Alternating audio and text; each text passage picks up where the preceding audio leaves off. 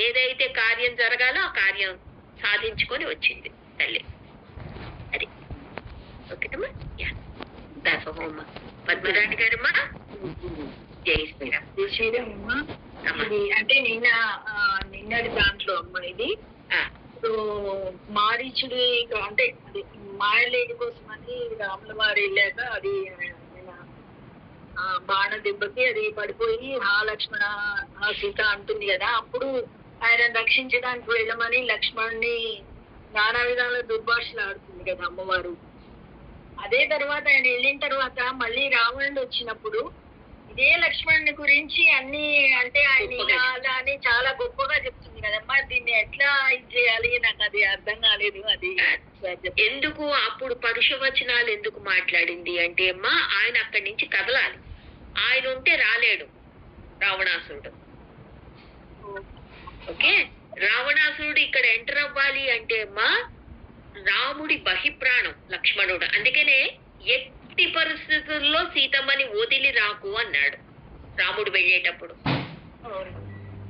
వదిలి ఎక్కడికి వెళ్ళకు, ఎట్టి పరిస్థితుల్లో. అర్థమైందమ్మా?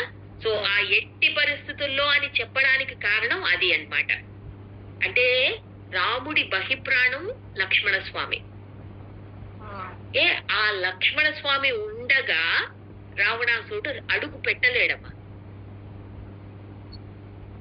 అది అలాగే అది చెప్పడానికే, అది ప్రతీకగా చెప్పడానికే లక్ష్మణ రేఖ అన్నది పెట్టారు. మిగతా గ్రంథాల్లో, మిగతా రామాయణంలో ఆ లక్ష్మణ రేఖని తేయడానికి కారణం ఏంటి అంటే లక్ష్మణుడు అక్కడ ఉండగా, అందుకనే అగ్ని వచ్చినట్టు చూపిస్తారు. ఆ రేఖ దగ్గరికి రావణాసురుడు వెళ్ళంగానే రావణాసుడు అది దాటి లోపలికి వెళ్ళలేడు, సీతమ్మ దగ్గరికి నువ్వే బయటికి రా అంటాడు. ఇవన్నీ కథలు ఎందుకు వచ్చాయి అంటే ఆ లక్ష్మణ స్వరూపం అక్కడ ఉన్నది అంటే, రాముడి బహిప్రాణం అక్కడ ఉన్నది అంటే గనక పొరపాటున కూడా ఇక్కడ దరిదాపుల్లోకి రాలేడు. అదే అంటే మళ్ళీ రావణుడు కూడా చెప్తాడు కదా, నువ్వు ఇట్లా అరిస్తే లక్ష్మణుడు కూడా వచ్చి ఆమె ఒంటరిగా ఉంటది నేను తీసుకెళ్తా అనేది రావణుడు కూడా చెప్తాడు కదా. కరెక్ట్. యా, అందుకనే ఎందుకంటే రాముడే కాదమ్మా, ఇప్పుడు వీళ్ళు మనకి చూసాము, మనం బాలకాండలోనే చూసాము, నారాయణుడు 4గా అయ్యాడు. రైట్? అది మర్చిపోతున్నాం మనం, లక్ష్మణుడిని వేరేగా చూస్తున్నాం. సో వేరేగా చూడకండి. ఇప్పుడు మీరు చూస్తే గనక మీకు అది సంపూర్ణంగా అర్థమవుతుంది. ఆ లక్ష్మణుడిని అక్కడి నుంచి పంపిస్తే గాని ఇక్కడ రావణాసురుడు లోపలికి ఎంటర్ అవ్వలేడమ్మా. ఆ పర్ణశాలలోకే, ప్రాంతంలోకే ఎంటర్ అవ్వలేడు. అందుకు ఆయన్ని దూషించైనా పర్వాలేదు, అక్కడ పంపించేయాలి. పంపించకపోతే రాలేడు అక్కడ. సో అది ఓకేమ్మా. సో అందుకు అలాగ మాట్లాడింది అక్కడ. ఒకటి అంటే మనకి తత్వపరంగా చూస్తే, మామూలుగా సర్వసామాన్యంగా చూడండి అమ్మా, అక్కడ దూరం నుంచి వినిపిస్తున్నది ఏంటి? హా సీత హా లక్ష్మణ అని వినిపిస్తోంది. మనం కూడా ఓడికిపోవమ్మా. మనకి ఏదన్నా ఒక కబురు వచ్చింది అంటే అది ఇమ్మీడియట్ గా మనకి అసలు బుర్ర సరిగ్గా పనిచేయదు. మనం చెప్పింది ఎవడైనా వింటం లేదనుకోండి, విపరీతమైన కోపం వస్తుందే తప్ప వాడి మీద, నువ్వు చాలా మంచివాడివి నాయన, నువ్వు బంగారు తండ్రివి, నువ్వు ఇలా చెయ్యాలి అలా చేయాలంటే ఎవడు వినడు, కదలడు. ఫస్ట్ అలాగే చెప్పింది, వెళ్ళు నాయన, రాముడికి ఏదన్నా ఆపద కలిగిందేమో చూడు అంటే రాముడికి ఆ ఆపద అమ్మ అన్నాడు. ఆయనకి రామతత్వం తెలుసు కాబట్టి కదలలేదు. కదలకపోతే ఇప్పుడు బలవంతంగా కదిలించాలి. ఎలా చెయ్యాలి? ఆయన క్యారెక్టర్ మీదే అన్నదనుకోండి, నువ్వు నన్ను ఆశించి వచ్చావు అన్నది, పరాకాష్ఠకెళ్ళింది, తక్కువని మాయమైపోయాడు అక్కడి నుంచి. అది. సో ఎప్పుడైనా కూడా అమ్మా ఆ తల్లికి ఆయన స్వరూపం తెలియక కాదమ్మా, తల్లికి ఆయన స్వరూపం పూర్తిగా తెలుసు. కానీ ఇక్కడ కార్యం జరగాలి. కార్యం జరగాలి అన్నప్పుడు అలాగా. మామూలుగా మనం సర్వసామాన్యమైన ఆడదానిగా మనం చూస్తే గనక, మనం కూడా ఆడవాళ్ళమే కాబట్టి, మనం దుఃఖంలో ఉన్నప్పుడు, మనము భయంలో ఉన్నప్పుడు మనం తెలియకుండా తప్పులు చేస్తాం. అందుకనే ఇమోషనల్ గా అయ్యి ఏ డెసిషన్ తీసుకోకండి అని చెప్తారు. రైట్? ఇప్పుడు చేసింది సీతమ్మ తల్లి, అందుకనే కదా ఏడుస్తోంది. ఇమోషనల్ గా కథాపరంగానే తీసుకుందాం అమ్మా మనం, ఇంకా తత్వపరంగా కూడా వెళ్ళొద్దు. మనం కథాపరంగానే చూస్తే ఇమోషనల్ గా డెసిషన్ తీసుకుంది. పో పో పో పో పో పో అని తరివింది. తరివిన తర్వాత ఏమైంది? నాకు ప్రొటెక్షన్ కావాలో లక్ష్మణ నువ్వే వచ్చి రక్షించండి. రైట్? సో అది ఎప్పుడు కూడా ఇమోషనల్ గా అయ్యి మనం డెసిషన్ తీసుకున్నాము, ఎప్పుడు కూడా మనం ఇమోషనల్ గా అయ్యి ఒకదానికి రియాక్ట్ అయిపోతున్నాము అంటే గనక మనకి అది పతన హేతువే అవుతుంది. అందుకనే మోహము అంటారు. అది ఆ మోహము ఎప్పుడు కూడా మన్ని బంధించి మన్ని కట్టిపడేసేదే అవుతుందే తప్ప మన్ని ప్రశాంతంగా ఉండనీయదు. అది అది మనకి చూపిస్తున్నారమ్మా. ఓకేనమ్మా? జై శ్రీరామ్. సో హోప్ఫుల్లీ క్లియర్ అయింది కదమ్మా? జై శ్రీరామ్ అమ్మా.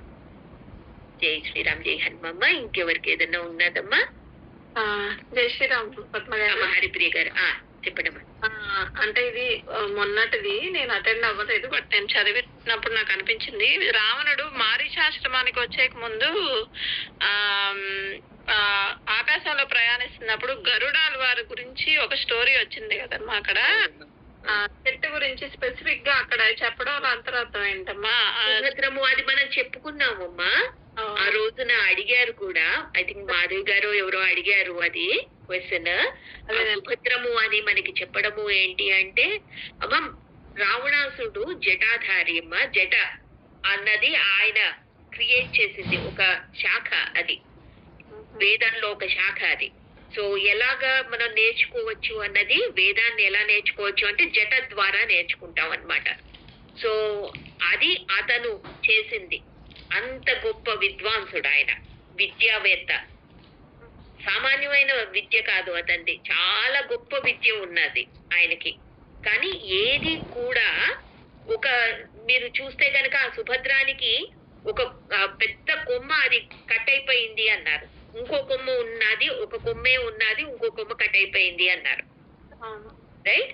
అంటే ఏంటి? ఈ రావణాసుడు ఇంత విద్య ఉన్నా కూడా విద్యను ఉపయోగించుకోవటం లేదు. విద్యా దదాతి వినయం. రైట్?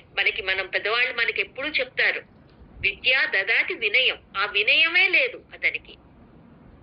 గర్వంతోనే ఉన్నాడు, గర్వంతో మదంతో ఉన్నాడు. గర్వము మదము ఉన్నప్పుడు నీ విద్య నీకు ఉపయోగపడదమ్మా. నేను ఏమైనా అవ్వనియండి, నేను డబుల్ పిహెచ్డి అయినా అవ్వనియండి, లేకపోతే నాకు సర్వశాస్త్రాలు తెలిసిన దాన్నే అవ్వనియండి, నాకే అన్నీ తెలుసు అని నేను ఎప్పుడైతే కూర్చున్నానో మొత్తం ప్రజ్ఞని మూసేస్తాడు లోపల ఉన్నవాడు. వాడు నీ ప్రజ్ఞని జ్వలింప చేస్తూ నీ ప్రజ్ఞని పైకి తీసుకురావడానికి కారణం. అందుకనే ధియోయోన ప్రచోదయాలు, ఆయన లోపలుండి ప్రచోదయం చేస్తున్నాడు కాబట్టే మనం ఏమన్నా మాట్లాడగలుగుతున్నాం, ఏమన్నా చేయగలుగుతున్నాం, బుద్ధిని ఉపయోగించగలుగుతున్నాం. అది పరమాత్మ కృప వల్ల. మనకి అది మర్చిపోతున్నాం. నేను చేస్తున్నాను అన్న గర్వంతో ఉంటున్నాం మనం. ఎప్పుడైతే నేను చేస్తున్నాను అని అన్నావో ఒక శాఖ పడిపోయింది, అది నీ విద్య పడిపోయింది అక్కడితో. నువ్వు ఎంత గొప్పవాడివైనా అవ్వని. పులస్య వంశం అయింది, ఏం సామాన్య వంశం కూడా కాదు. అంత గొప్ప ప్రజ్ఞ కలిగిన వంశంలో పుట్టినవాడు కూడా పాతాళంలో పడాల్సిందే. అది అది అంటే అధపాతాళంలోకి పోతాడు, తోయబడతాడు అన్నదానికి ఇది ప్రతీక అన్నమాట మనకి. సో కానీ దాని కింద మహర్షులందరూ కూర్చున్నారు. మహర్షులందరూ కూర్చున్నప్పుడు అదేమైంది? సుభద్రము అయ్యింది. ఓకేమా? వాళ్ళందరినీ పరిరక్షిస్తోంది. వాళ్ళు ఏ ఏ శాఖల్లో ఏ ఏ విధాలుగా వాళ్ళు పూజలు చేస్తున్నారో అన్ని విధాల మనకి వాళ్ళకిల్యులు, వైఖానసులు అందరినీ చెప్పారు అక్కడ. రైట్? సో వాళ్ళందరినీ కూడా ప్రొటెక్ట్ చేస్తోంది.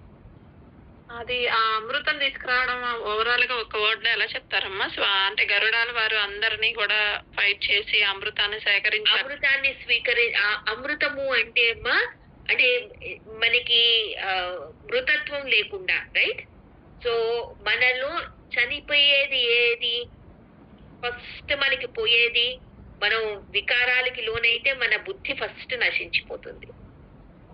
ఓకే, అది నశించకుండా మనం సుస్థిరంగా పటిష్టంగా ఉంచుకోవాలి అంటే గనక గరుడాల్ వారు ఎప్పుడు కూడా మనకి ఈ కథ చెప్పడానికి కారణం కూడా ఏంటి అంటే అమ్మా, ఇది పురాణాంతర్గతమైన స్టోరీయే మళ్ళా ఇది. కానీ ఇది చెప్పడానికి కారణం ఏంటి అంటే గరుడు ప్రజ్ఞకి, నేను ఇందాకలే చెప్పాను గరుడు గురించి చెప్పినప్పుడు, గరుడు ఎప్పుడూ కూడా పరమాత్మ స్వరూపాన్ని ఆయన ఎరుకలో సంపూర్ణమైన జ్ఞానంతో ఉన్నవాడు. ఓకేమా, పరమాత్మ ఎవరు?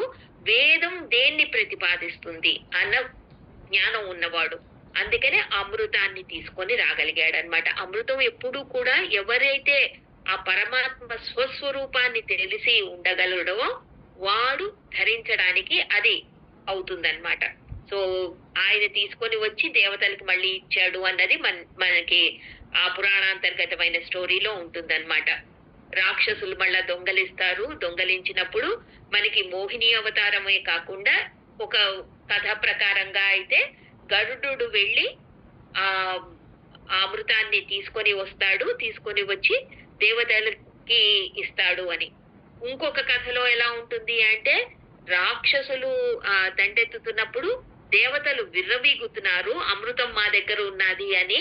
అందుకు గరుడు అది తీసుకొని వెళ్ళిపోతారు, తీసుకొని వెళ్ళిపోయి వైకుంఠానికి వెళ్ళిపోతారు ఆయన. ఎందుకంటే అమృతం వాళ్ళ దగ్గర ఉన్నది అని విర్రవీగుతున్నారు కాబట్టి అది తీసేస్తే మీకు ఏమవుతుంది అన్నది మీరు తెలుసుకోగలుగుతారు అన్న విధంగా కూడా ఇంకొక కథ ఉంటుంది. సో ఇన్ని రకాల కథలు చెప్పడానికి కారణం ఏంటి అంటే అమ్మా, ఒకటే మెయిన్ అల్టిమేట్ రీజన్ ఏంటి అంటే పరమాత్మ తత్వంలో ఎప్పుడూ నిలబడి ఉండు, పరమాత్మని ఎరుకలో పెట్టుకో. నీ చేత ఏది చేయిస్తున్నా అది పరమాత్మ కృప వల్లే అవుతున్నది. నీ గుండె కొట్టుకోవడం కూడా ఆయనదే కృప. సో అది ఆ ఎరుకతో మనం ఉన్నాము అంటే సదా మనం ప్రపత్తిలోనే ఉన్నాం, అదనమాట. ఓకేనమ్మా? ఓకేమ్మా, జై శ్రీరామ్. మా ఇంకెవరికి ఏదైనా ఉన్నదమ్మా? లేకపోతే మనం ఏం చేద్దాము? జై శ్రీరామమ్మ. అమ్మ శారదమ్మ గారు చెప్పండి. జై శ్రీరామమ్మ. అమ్మ ఈ రోజు గరుడ పంచమి రోజు మంచిగా చెప్పారమ్మా, చాలా చాలా సంతోషం వేస్తుంది. థ్యాంక్ యూ అమ్మా, థ్యాంక్ యూ తల్లి. అది నాకు కూడా ఇందాక అనుకున్నాను, అది చదివేటప్పుడు మనకి గరుడ పంచమి రోజున ఇంత చక్కగా వచ్చింది ఇది అని, జటాయు గురించి చదువుకున్నాము, ఆ వంశస్థులే కదా ఆయన గురించి చదువుకున్నాము అని అనుకున్నాను. జై శ్రీరామమ్మ, థ్యాంక్ యూ తల్లి. యా, జై శ్రీరామ్. జై శ్రీరామ్, జై హనుమ. మా అందరికి జై శ్రీరామమ్మ. నేను ఏం చేస్తానమ్మా కాల్. జై శ్రీరామ్. జై శ్రీరామ్.